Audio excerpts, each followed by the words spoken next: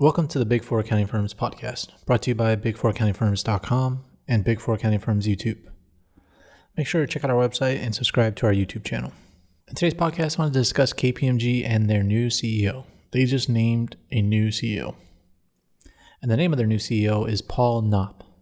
And it had been some time since Lynn Doty, who was the previous CEO of KPMG, had stepped down, said she wasn't going to re-seek the nomination for another 5-year term.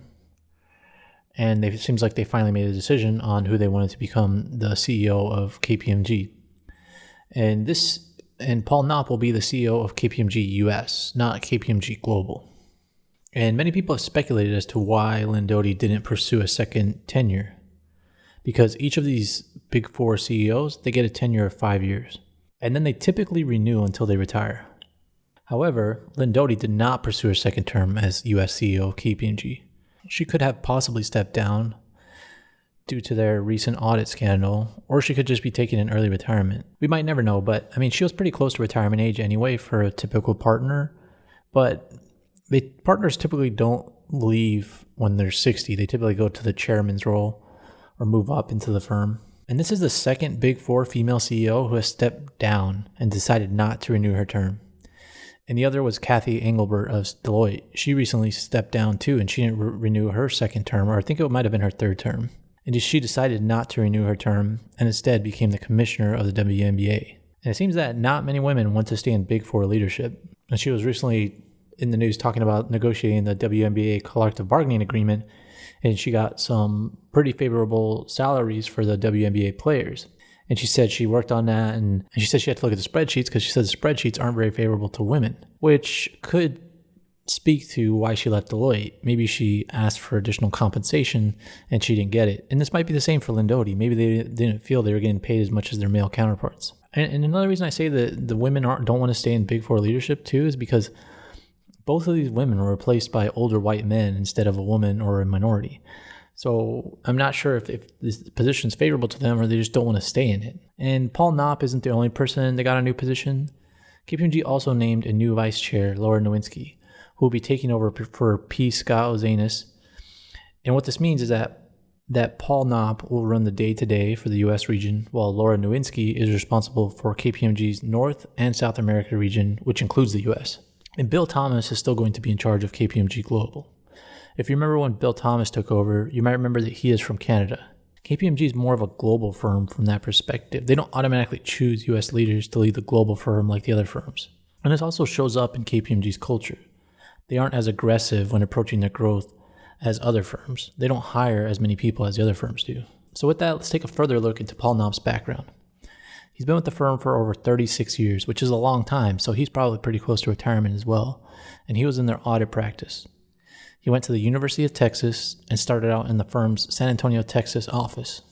Like all big shots though, he ended up in New York. It says that he was on some of the firm's largest clients, which I'm guessing might mean that he was on GE, but who knows. And both Paul and Laura, in their intro videos that KPMG released, said that their favorite thing about their firm is their teams.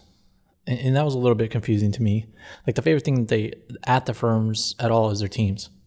And I'm guessing this is meant as a recruiting measure since there is a leadership change and the existing CEO did not want to stay. So I'm sure they're saying this so that people want to stay. I'm sure they're trying to show that KPMG is a good place to work. And they don't talk about their storied careers or how they like to add value to clients. And that to me is weird. I've never met a partner in my experience that said that their favorite thing about working at the Big Four firms was the team or developing their people.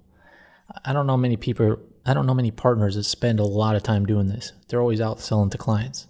And partners always speak about the clients that they have and their personal accomplishments on those large clients. I don't really hear many of them talking about the great teams. I hear them say it when they're speaking externally to other people, but not internally. Another thing they mention in this video is they speak about integrity and character. And this is also necessary for them to mention. And this was also necessary after members of their audit leadership colluded to cover up inadequacies in their audit files before the PCAOB inspection. In case KPMG settled this matter for $50 million. And 6 members of KPMG were charged by the Department of Justice in the US and the SEC. This was a huge fraud for KPMG. And both of these partners were around during that time. And Laura was in the tax group when KPMG tax shelter scandal occurred. And in that fraud, KPMG had to pay $456 million for criminal violations. And that was the largest ever tax shelter fraud case.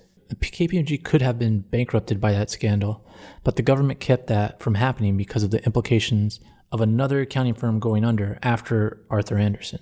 They just didn't want that to happen. And both of these partners were at KPMG when those frauds occurred in their departments that damaged the firm's reputation. The fact that they did not address that in their videos when speaking about teams and integrity is a bit concerning. Now, I'm not saying it's the only thing you have to focus on, but as new leadership, new blood, you want to speak about how the past is the past, and your role is to make sure things like that don't happen again. You can't say the firm has always had extreme integrity, because that's evident that has not been the case, and especially with this audit stuff, because that was members of the audit leadership. The highest person in the audit practice was implicated in that. So I think it's important that they address that and just say that they're moving on and they're going to make sure it doesn't happen again. But just completely ignoring it and trying to say that you always had the highest integrity, I don't think that's the right move. But that's just my opinion. So that's a brief overview of KPMG's new leadership. If you want to learn more about KPMG, the other firms, and more news, make sure to subscribe to this podcast, subscribe to our YouTube, and visit our website, big4accountingfirms.com. Thanks for listening.